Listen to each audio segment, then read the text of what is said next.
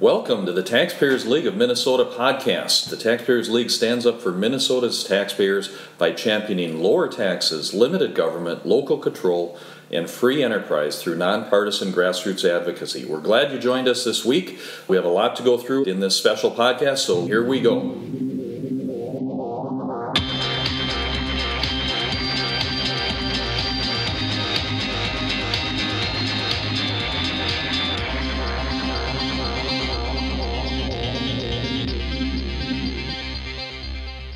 Glad you joined us. This is our highly anticipated Scorecard podcast, and we're glad you're here with us. I'm Ted Lilly, President of the Taxpayers League, and I'm joined by Margaret Martine, Research Director of the Taxpayers League. Well, Margaret, government is on a spending spree. It just has not stopped. It just continues, and this last session was no exception whatsoever. We look back at some of our numbers over the last 10 years. All fund spending has gone up from $49 billion to $75 billion. That's an increase of 51%. And I ask you, how many of your family's incomes have gone up 50% in the last 10 years? More like gone down 50% for some of us. Oh, it's tough. It's tough. I mean, last year on our scorecard, we talked about that state government was growing over 12% a year, and family incomes were growing at 4%. And those numbers really haven't changed that much. We're still continuing to try to get by in our families. I think many of us would say that we're struggling to get by, and yet state government is up there with all this money available. They even have $2 billion that they left sitting aside on top of all their reserves for future spending because they couldn't decide how to spend all the money they took in. It's amazing. It is amazing. So this last session really was no exception. There was no agreement at the end of the session on May 22nd. The governor asked for everything all through the session, and every time he was shot down, he did not get his top priorities. Yeah, he was like on a different schedule. I mean, he would release these announced great plans that he wanted, and then they would just fall with a giant thud. Even, you would think his partner in the Senate, Tom Bach, who's in his same party.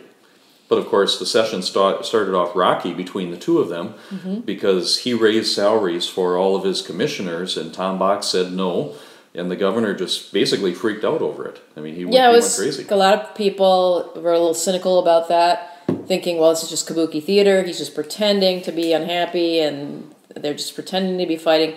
But actually, it turns out that they kind of were fighting. Well, they were. They absolutely were. You never know, though. Sometimes they do this for the show, but there really did seem to be a big problem with communication between those two. Right. And not just between those two, it was between Governor Dayton and the whole legislature. Yes. I mean, the governor's job is to work with the legislature to have his policy, his plan, his projects implemented by the legislature. And the governor just couldn't pull it off this year. He had the lottery. Remember the lottery? He had the online lottery. Yep. And that was taken away. Right. He wanted all-day kindergarten. That didn't happen. Right. He wanted bigger numbers, bigger spending. Remember the state auditor problem. It was his idea to give that office more authority again because he was a former state auditor. They did that in 2013 by giving her more control over her budget. But in this session, they went the other direction and actually decided that, well, yes, you have control over your budget, but you can't charge whatever you want, and you can't force people to take your auditors. Right. For the first level audits, not for the entire audits. But one after another of his ultimatums to the legislature that I will not do it unless you pass this or do that. Yep. One of the biggest ones, of course, was the gas tax. Governor Dayton wanted a wholesale gas tax on all of the gas that we purchase in the state of Minnesota, and the legislature basically said, no, we're not going to do that. Right. So the governor did not have a very good session. That's the bottom line. But we as taxpayers had a really tough session also, because any time that state government is growing faster than your family income, that just simply is not right. The bottom line is that the general fund grew this last session to $42 billion. There's still $2 billion on the bottom line. We were promised to have a tax bill in the next session, but the governor has already backed down from that. Right. Any meaningful reforms are not, we didn't get any. There was no tax bill this year. Any thought that we'll get one in the next session, I'm afraid what they will trade to get a tax bill with any meaningful reform. So what did not happen? We've already started talking about a couple of these things, but the main thing that did not happen this last session was the gas tax. A good thing. The good thing. This was a good thing that it did not happen. Right. And frankly, this is the one thing that our Republican-led House, all session, they said, all we want to do is keep the puck out of the net. We just want to block, and we weren't on offense, we were on defense in the House, but they did stop the gas tax from happening. But again, there was some disagreement between the House and Senate, and between the governor and the Senate, the DFL Senate. The governor just could not pull that off. But there were a couple other things that did not happen also. In addition to that, there was no reduction in state spending, in spite of the fact that during the last session, the budget went up by incredible numbers. 16%, the all funds went up during the last session. And that's when the Democrats controlled the House, the Senate, and the governor. They had a free checkbook. They could spend whatever they wanted to, and they grew spending 16%. And they raised taxes so they could spend even more money. Created the fourth tier, and they created this surplus by just taking more of your money. And they found that they spent that. But this session, we thought we would have some meaningful reduction in state spending, and none of that happened. There also was no Met Council reform. No, although the House did create a subcommittee to deal with it and had a few bills that were put together that they didn't make it through the whole process, and it was doubtful that the Senate would have picked them up. Even if the Senate had picked some of them up, it's doubtful that the governor would have done anything. Right. Our friend Linda Runbeck, Representative Runbeck, led that committee and had some good members on the committee. They did some good work, but the bottom line is nothing ended up happening in that area. Right. Although the bills are still live, we'll certainly can start it up again. It'll be interesting to see whether the Senate does anything. And the governor will undoubtedly signal, as he has repeatedly, that he's not interested in any kind of change in the Met Council. Right.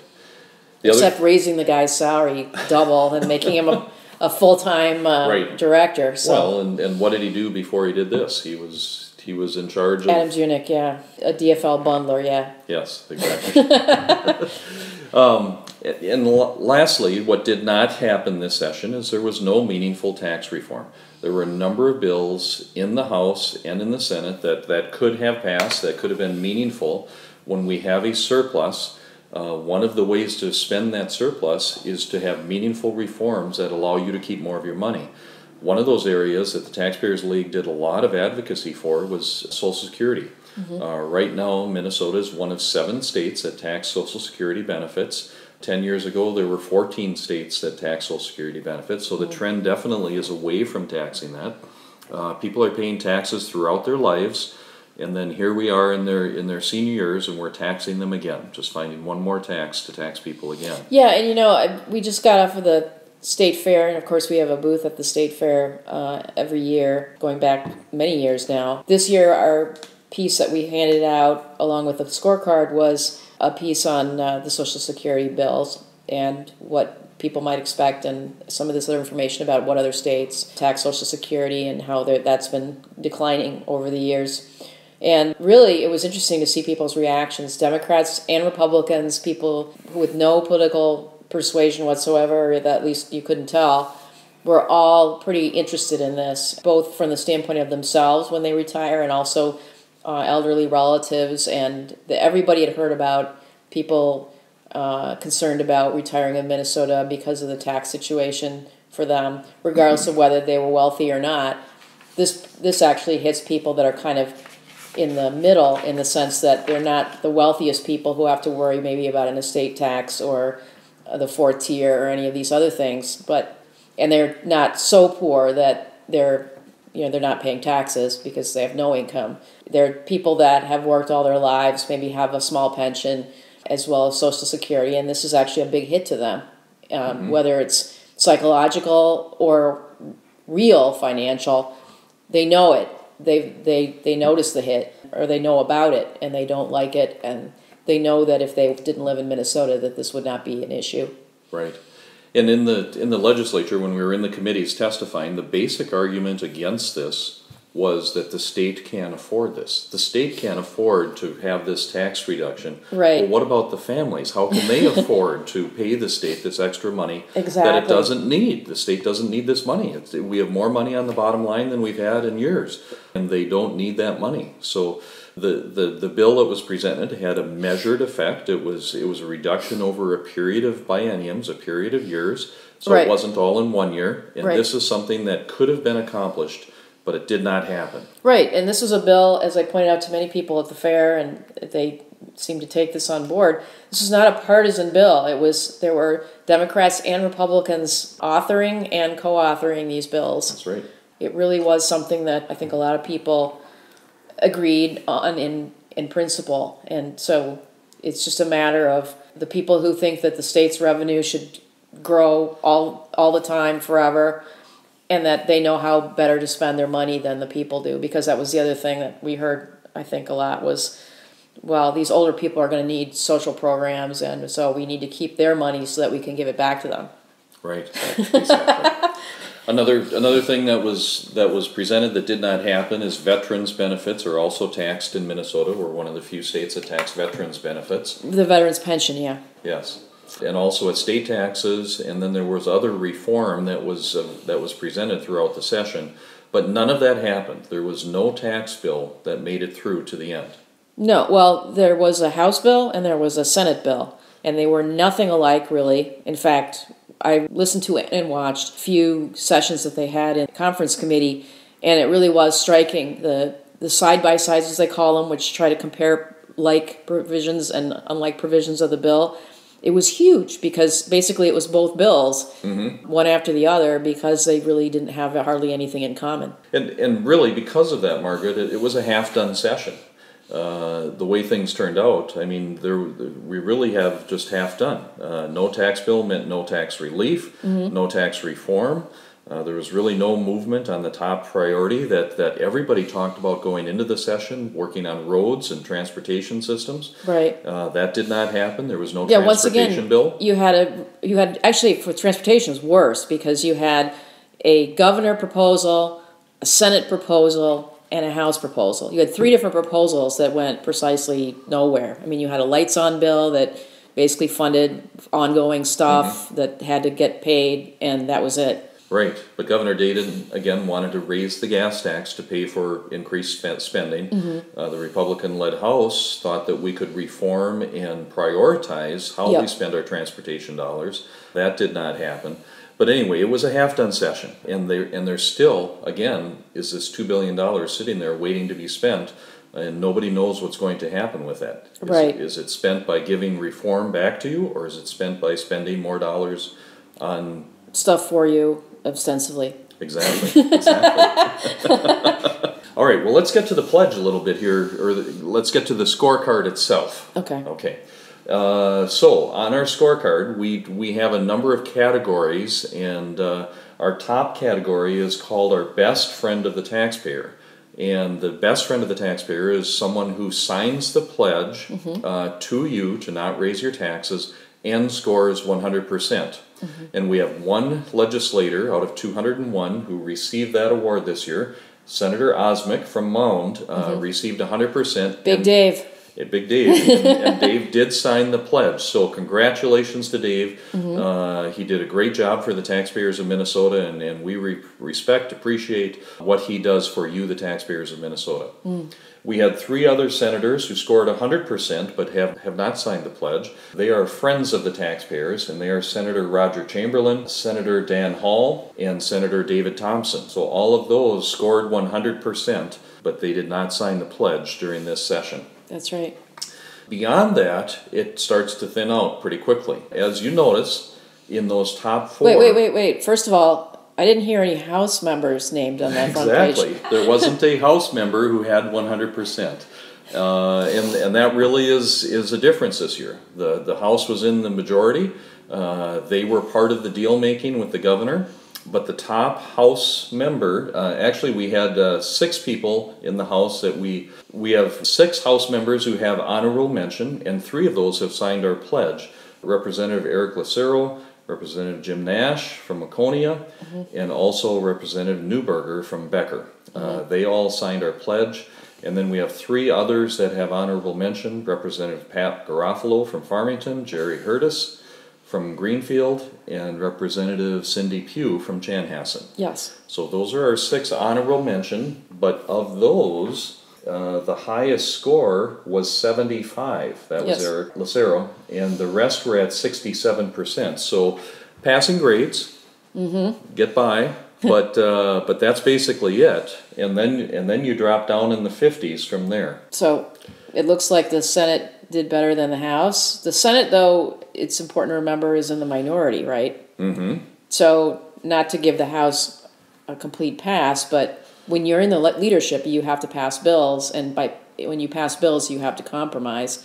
So we kind of expect a little drop in leadership, even though you might think that being in leadership might mean that you'd have better scores. There's usually going to be things that are going to be left undone and some disappointments along the way. But I think this is the first time we've actually seen this kind of a hit. So it is concerning, and people should be a little upset about this. Well, from our perspective, the Taxpayers League, let's be honest. Mm-hmm. We believe in limited government, and that did not happen. No. Government grew at a rate higher than your family income did. That cannot be acceptable. We don't accept that as satisfactory. At the same time, we understand that the legislature does what they do. But frankly, our base, we're concerned that, hey, we sent Republicans to the House. We took back the majority.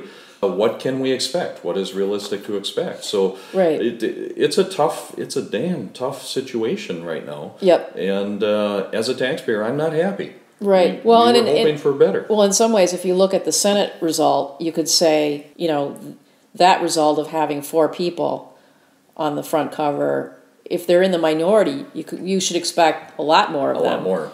That's right. In fact, when the House was in the minority, we had a full cover, remember, just last year, of House Republicans.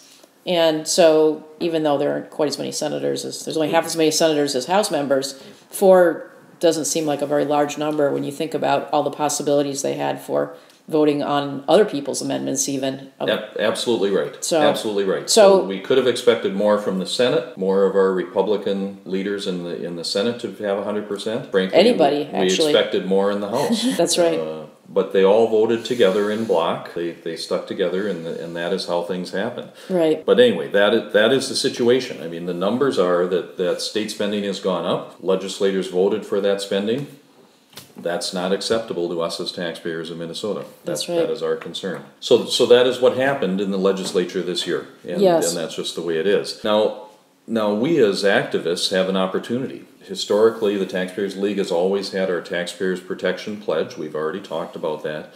And the pledge is an agreement between a legislator and you, the constituent, that they will not raise taxes. The pledge says that I pledge to the taxpayers of my district, all the people of this state, that I will oppose any and all efforts to raise taxes. And again, we've had a number of legislators that have signed this every year. But that being... And candidates as well. And candidates, that's right. And it has helped some candidates get elected. It's Right. been very important to them. Yep. This year, we're adding to that Taxpayers Protection Pledge a gas tax pledge. And we believe that the gas tax is going to come up again. It's going to rear its head. Governor Dayton still believes it's a priority. They're still talking about that they need more money for the roads and bridges, and we agree with that perhaps we need to find monies for roads and bridges. But they're also talking about transit. And Right. the latest conversation is that now we don't know what's happening. They don't know what's happening with Southwest Corridor, so they're talking about Bottineau and everything else. But They're trying to cram as many things in now as possible in case things change politically or economically. I mean, there's a lot of weird stuff going on in the economy right now. Interest rates might go up. There might be a lot of things that shake up the economy pretty badly. So they're just basically trying to cram down any big projects that they can possibly do on their own, spend as much money. The council has a lot of power to do its own spending and capital investment, trying to do as many of these things as possible so that they get the state on the hook. Well, they want us on the hook, and part of keeping us on the hook is they have this placeholder with the federal government for transit lines. Right. And they're concerned that if Southwest falls out of place, do they have one to take its place? Right. So that's why they're suddenly talking about the other line. But Blue line extension, as they now call the Bottineau line. Yes. So they're even trying to underplay the fact that it's a new line, which it is. I mean, it's a new line. Right, exactly. But anyway, so we believe that the gas tax will come up again in this next session, and we are asking you to talk to your legislators to make sure that they sign this gas tax pledge. And again, it's a pledge between you and the legislator that they will not raise gas taxes. Yeah, we're just providing it as a format for you to approach your legislator. A lot of times we hear from people their legislator doesn't want to sign a pledge with a group. This is not a pledge to us. We are providing the pledge. We will publicize the fact that the person has signed the pledge or refuses to sign the pledge if we know about it. And certainly they can send the pledge to us, or you can send it to us, or even take a video on your phone or something of your legislator signing it. And however, we're trying to collect this information. And we're even collecting information when we find out about it, at least, that if a legislator has made the promise, even if they haven't signed the pledge, either of these pledges, then if we find out that they've made that promise in public, that we definitely will keep that as the same. We will accumulate that and, the same as make a pledge. It available. That's right. Because they've promised. I mean, that's what it's all about. A pledge is a promise. Something special other than the fact that it's to you. Well, and my gosh, this ought to be easy. We ought to have 100% in the House signing the pledge, Republican and Democrat, because they voted for this year. But it ought to be easy enough for them to sign this pledge, 100% of them, the Democrats and Republicans, because they all voted to oppose it. 100% of the legislators in the House voted no, that there will be no gas tax. That's right. However, that was the governor's proposal. That was a very clever move on the part of Republican leadership. It was an amendment by Representative Denny McNamara of Hastings, and he actually took the governor's proposal and put it as an amendment onto the House tax bill, and put it up there, and not a single green vote, all red votes. And we actually scored that vote, which we don't normally score these sort of political gotcha votes. Also, because it was unanimous, it didn't really show us a difference. But in this case, we wanted to really put down a marker and say, hey, they all voted the right way on an issue that we really care about. And so we wanted to give DFLers credit for doing that. However, after that vote was taken, a few DFLers did come forward and say that it didn't indicate that they would be opposed to raising the gas tax or some other kind of gas tax add-on. It's just that they didn't like that particular one that the governor was proposing, which was actually the one that was the most potentially regressive, I guess you could say, because it was going to be a percentage on the wholesale, and which meant that the ripple effect on the price of gas, which right now is low, but you don't know what's going to happen in the future, could be really pretty damaging. Yes. So I think they tried to clarify that, so that they can weasel out later. They tried to cover their backsides a little bit. Right, exactly. Not make the governor too mad, just like, I am open to raising taxes, but not this particular tax. Well, that's a great segue. Let's go into some of the individual bills that we did score this time. The gas tax was one of those. Yep. There were 18 total bills, and again, bills and amendments. We did do amendments, especially on the Senate side. They don't get a lot of chances to vote on their own bills as affirmative statements. They are mostly voting no on stuff that they didn't propose and that they don't agree with. So we did score quite a few amendments, and then some weirdo amendments in the House as well, like that one.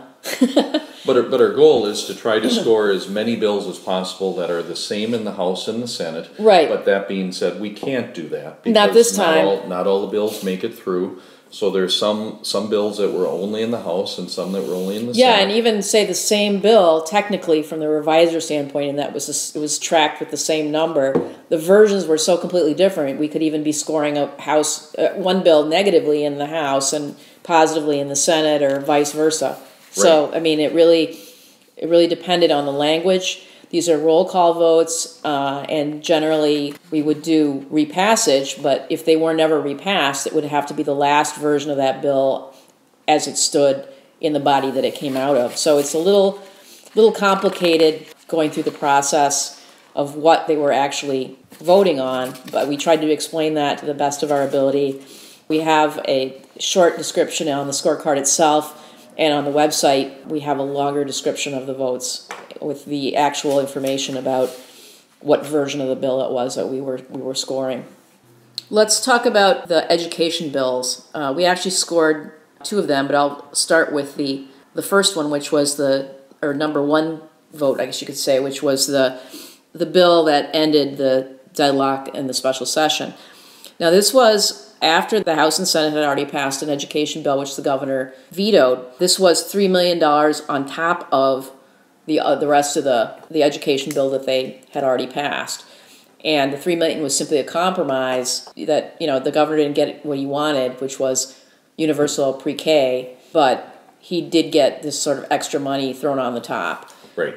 And so there was no way that we could score this but negatively, because it reflects that in the end, compromise is always putting more money into the failing system. And even if attempts at reform, which we'll get to later, that we scored, this just sort of signals a failure on the legislature to do anything about that. You want to take number 2? In the vote number 2 is a bonding bill. The legislature has a budget year and a bonding year. This was a budget year. But in spite of that, once again, we passed a bonding bill. And there really was no emergency needs this year. We had a $2 billion surplus that could have gone to pay off our debts. So again, we spent this money during a year that we didn't need to. And this coming session is the bonding year. And we will be over $1 billion again on the bonding.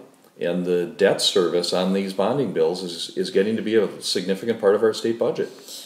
Yes, and I know that there's a lot of pressure because interest rates are low, blah, blah, blah, but at the same time, eventually we do have to pay the debt service, and as you said, it is growing as a portion of the state's budget, and that's a portion which cannot be scaled back. I mean, it is what it is, and so no matter what happens in the economy, that we're on the hook for that. Now, bonding, some people don't like debt at all. I can understand it's kind of a position that you can take from a fiscal management standpoint. There does seem to be reasonable bonding things that are going to last you for a long time. You certainly don't want to be bonding for things for operating costs, and that's more of a problem at the local level, I think, that we see that they're actually bonding for some operating costs in school districts.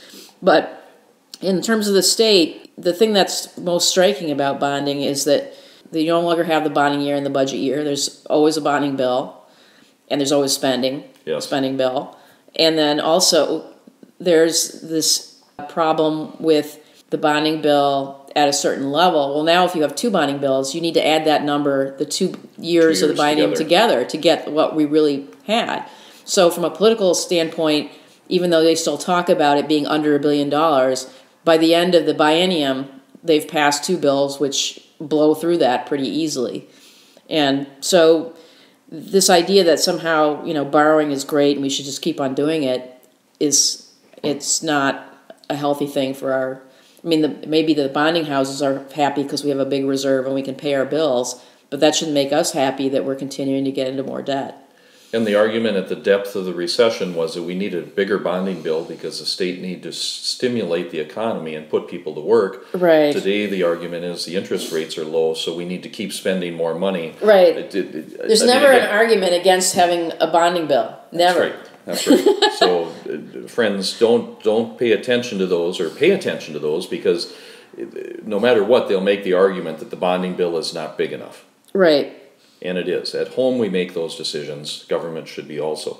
Let's go on to number 3, which is really a free enterprise issue. Yes. This is basically the Uber and Lyft bill. Yes.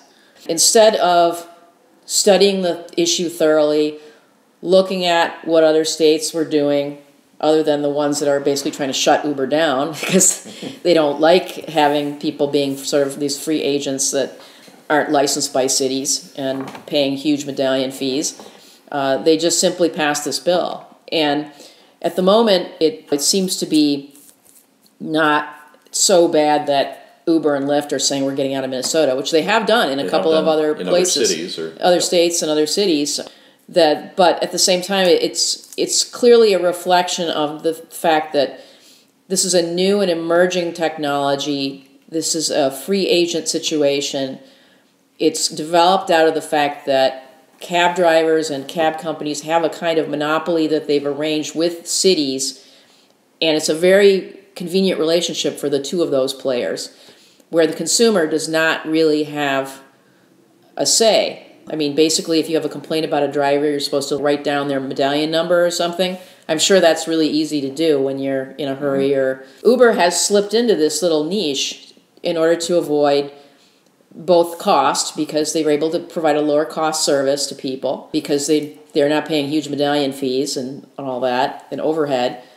And on the driver's side, they don't have to sign up for a minimum number of hours it's a very much a sort of easy way to make extra money if you have a car and a driver's license and a good driving record, because Uber does check those things out. So here is the state getting involved in something for reasons that are hard to kind of determine, except that certainly you got some players in there who have big stakes. Insurance companies might be concerned. Your cities are probably not too happy about it. The cab companies are furious about it, although to their credit, some of them are now trying to compete with Uber. You now see iHail and some of these other things out there which are from cab companies. Would they have done that if Uber and Lyft weren't around? Probably not. Probably not. Bottom line to me is here we have another situation. We have a new economy environment where we have a new system, new technology, made this opportunity. Government is highly regulated in this industry, and here we have a situation where they went underneath that and made a system that worked, that didn't need government regulation, and the state of Minnesota is coming and putting the thumb down and saying, no, we need to regulate you, so we're going to get involved in this area. That is what they're doing. It wasn't necessary. And the free market... It wasn't an emergency. It's not an emergency. It's not necessary. And the free market vote is no. Right. Vote 4 was putting a stop to our runaway state lottery, and obviously we talked about that a little bit earlier. The lottery commissioner put into place buying lottery tickets online, buying them at gas pumps, doing all these things. He did it without legislative approval. This was the second attempt to stop that. This time the governor signed this bill. Taxpayer-friendly vote was a yes on this to end the predatory government intervention in people's lives. Yes. Number 5 was just the state contracts with some state worker unions. We tend to score these negatively because they simply continue automatic pay increases. There's not been any real attempt at doing any kind of pay for performance reform, anything other than the sort of seniority, and you do have some of these lanes where if people get more education, they get paid more. The ratchet is always one way on these things. And it seems like throughout the recession, state government workers and government workers generally their pay has gone up. It's maybe for one particular group, I think it froze for a 2-year period, but then that was made up by when the DFL was in charge of all their 2 legislative bodies and the governor. So they really haven't felt any impact at all, any erosion at all. They've been able to have cost increases that have kept up with inflation. Don't think you could say that about most other industries. Exactly. Number 6 is the MNsure disaster continues on. Basically, we had an opportunity to modify, to change, and to correct some of the problems that are there with the MNsure program, and it did not happen. The taxpayer-friendly vote was just a no to this entire mess. Yes, and I mean the end result was there was a task force that was, as I mentioned earlier, that's actually convening now. It just shows you how politically fraught this situation is, that no matter how bad MNsure is, and in the case of this year, this guy testified that his wife actually died because she didn't get the treatment she needed when she needed it because her MNsure enrollment didn't go through, so she was uninsured. That kind of thing you would think would be enough to kill a program or at least put some kind of heavy strictures on it of some kind, but instead everybody kind of threw up their hands and just said, no, we just got to figure out what to do, and we need to have a task force. So hopefully the task force will move something to happen there, but it's looking pretty gloomy because they weren't able to delay the enrollment period, and so people should be getting their notices from their insurance pretty soon about how much their insurance has gone up. And a lot of people are going to be going back into fishing into the MNsure pool, hopefully, and then re-enrolling in brand new insurance programs. And that's where the snafus seem to be happening, is with people getting enrolled. Next bill is the education bill, the second education bill, and more money still didn't make it any better. Friendly vote on this was no, just as we mentioned earlier. 8 is the House pushes back in the 11th hour attempt, the Democrats in the Senate, on the environmental bills in northern Minnesota. Yeah. This was the drama of the session. Yes. The special session. Yes, Republicans with Iron Rangers in the Senate. So this particular bill is the House only bill. It's the McNamara Amendment and the taxpayer-friendly vote was a yes vote because it reversed what had happened in the Senate. Number 9 was Sunday liquor sales, which was a big deal this session. Yep. This one is actually the Sunday sales, but it was the one where they were local referendums could be held to have Sunday sales. And that way, communities that had municipal liquor stores who had concerns about the fiscal impact of having to staff up on Sundays if they felt that they had to, because no one was forcing them to sell on Sundays, but of course they were worried about competition and impact to their revenue stream. This actually kind of crosses into an area where I think we depart from some of our Liberty friends who felt very strongly about this issue and thought that Sunday sales was a freedom issue, and that's the way they're interpreting their principle. There's nothing we could say about that. The issue that we saw was more of the fiscal issue and still needs to be addressed. We're working with what we've got, and what we've got is a number of municipalities who have discovered that this is a way for them to raise revenue for their communities without raising taxes. We don't think that's appropriate. We don't think government should be involved in a business, but it is a real issue, fiscal issue for these places, and they need to sort that out. And it's not just Sunday sales. I mean, with the advent of these warehouse stores, they are going to be competing with those municipal liquor stores, and right now they're competing with the local private liquor stores, and some of them are having difficulties competing with them.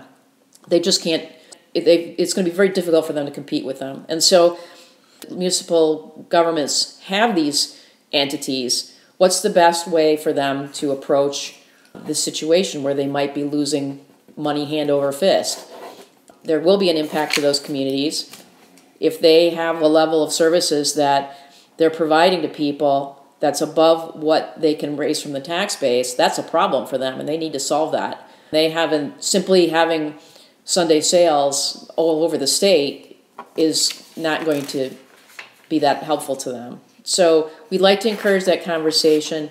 We thought this bill in particular was a good way to resolve that situation, and that local communities could start to make that decision on their own, have Sunday sales, have not Sunday sales in their borders, and then maybe address the question of, if they have a municipal liquor store, what that means for the future of that municipal liquor store.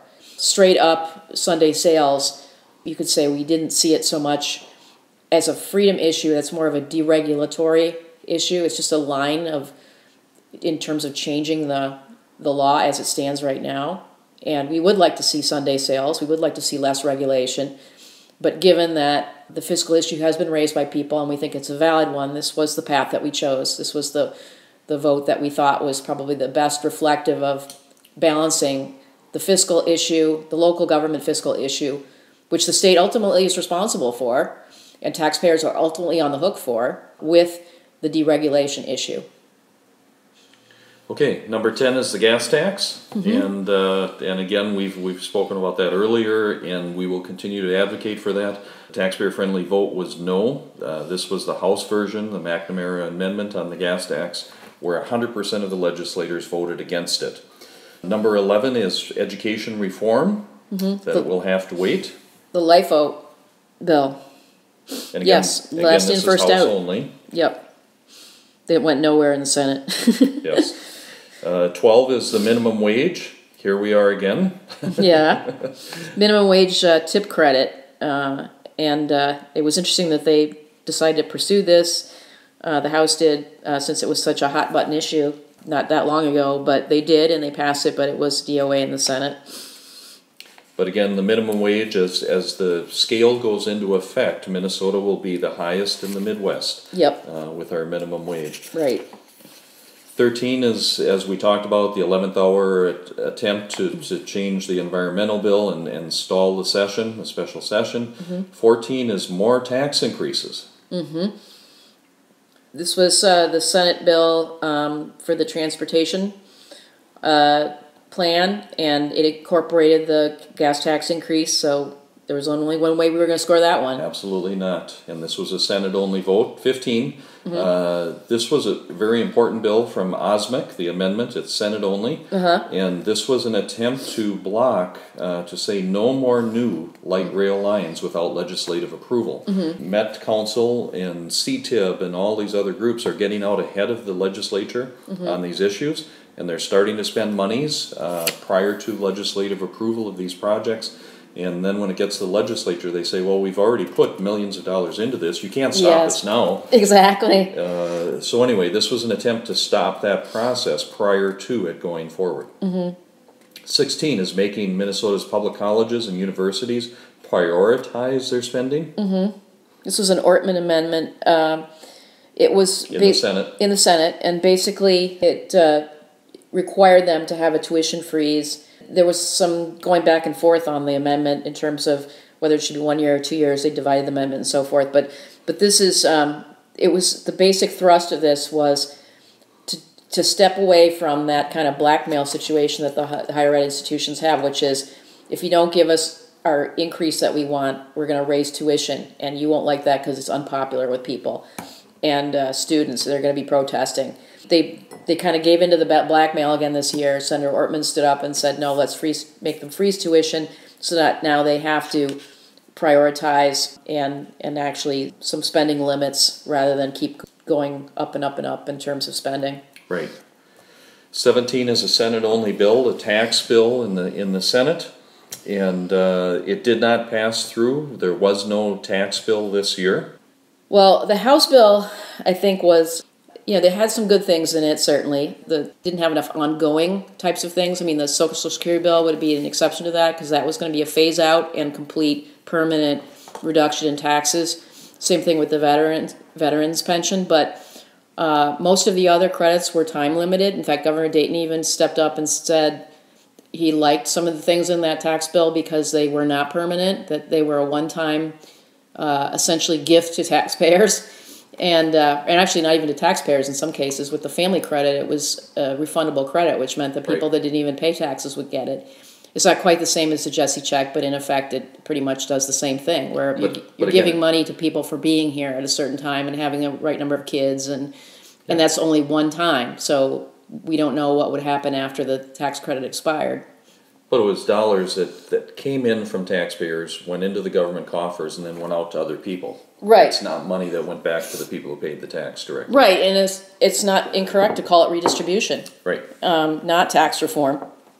So there were a number of things that we found problematic. Also, we can talk about what was missing. The DFL has been taunting the Republicans about the fourth tier tax. That was part of 2012-2013 Taxapalooza of the Democrat-led House, Senate, and of course the governor to try to tax the rich and get a big windfall. And that has been something which we've been looking at, which we probably won't see the impact of right away, but over time, it's certainly playing a role in some of these changes with companies leaving the state, wealthy individuals leaving the state. Other states have tried this and had that result. Don't know yet. We can't say that yet for Minnesota, data-wise, but certainly people don't up and leave immediately when tax laws come into effect. They wait to see whether they're going to be repealed or modified in some way. And some of the changes that they made were modified, but this one was not. And the interesting thing is the Republicans didn't even bring it up at all this time. Mm-hmm. It wasn't even a bill introduced by somebody. I mean, there was nothing. It was and how can silence. That be? We had majority in the House and nobody even brought it up. Yeah, and like I said, the DFL communications staff were on Twitter making fun of the Republicans that they fought this so hard, and then there's just radio silence now on it. When they had the chance, nobody stepped up. Nobody stepped up. So, I mean, there are a lot of things about this bill. There's some things about this bill that were good. There were some things about it that were disappointing. There were some things about this bill that were troubling. As I mentioned, or as we talked about earlier, I mean, the DFL bill from the Senate, which incorporated a lot of the governor's ideas, that bill we scored negatively. There was no question. This bill, it was more a question of, do we score it? We don't want to score it negatively, although our Liberty friends scored it negatively, because we do see some glimmers in here of things that were good. We didn't want to score it positively because obviously we've just gone through all the things in it that were wrong. So what we do in a case like this, and given the fact that it didn't go through the whole process, we elected to not score it at all. So it's kind of not really there for us. It wasn't there for us in terms of being a great bill, and it wasn't so bad, or we don't want to denigrate the attempt on the part of the tax chair and others to put some really good things into this bill.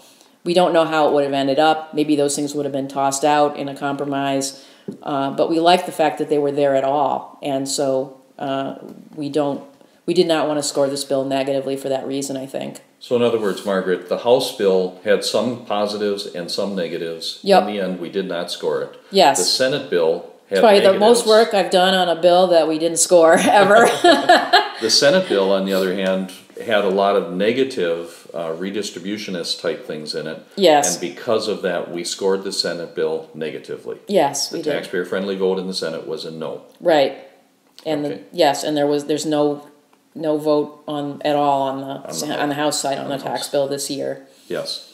Now, there is a promise of a tax bill this next session. Let's see what happens. Yes, that's right. Hope for some of the positives that were in the House bill to come through. Yeah, and as I understand it, they definitely wanted to try to want to fight for the Social Security, based on what came out of both our feedback, and the House had a question about this in the nonpartisan staff developed survey. People are very open to this idea. They think that this is about fairness for retirees, and could actually be helpful in the case of your sort of middle income retirees in terms of their deciding to stay in Minnesota. Right. So, we'll see, I guess, in terms of this year, whether this goes farther or not. And lastly, the 18th score was a Senate-only Peterson amendment. Yes. Relating to stadiums. Right. And in the past 10 years, we've had 2 new baseball stadiums. We've had football stadiums for the Gophers and for the Vikings. Yes. We haven't even really started paying for the Viking stadium yet. It hasn't even been built. No, but and Ziggy now, Wolf has made all his money back already. Oh, absolutely, yes. Absolutely. He's doing great. Yeah. So now soccer, Major League Soccer is coming around wanting a new stadium. And basically the Peterson Amendment said no additional funding, state funding for the stadiums. Right. And look, we love our sports teams as much as anybody else. It's a great pastime in Minnesota. We love them, but it's a private business, and private businesses should be privately funded. They should not demand public monies for it. There are states that have private funded stadiums. The stadium in Dallas was privately funded. There are many others. We believe that the soccer stadium should be built with private funds. Yes, and last I heard on that it looked more likely that St. Paul was going to get it than Minneapolis, but the negotiations have basically just started, and we should be. We haven't heard the last. We have not heard the last of it, so.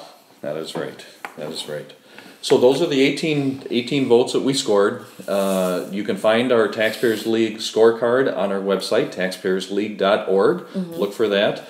And our action item, friends, that we really need your help with are the pledges. The Taxpayers Protection Pledge, and especially this year, the gas tax pledge.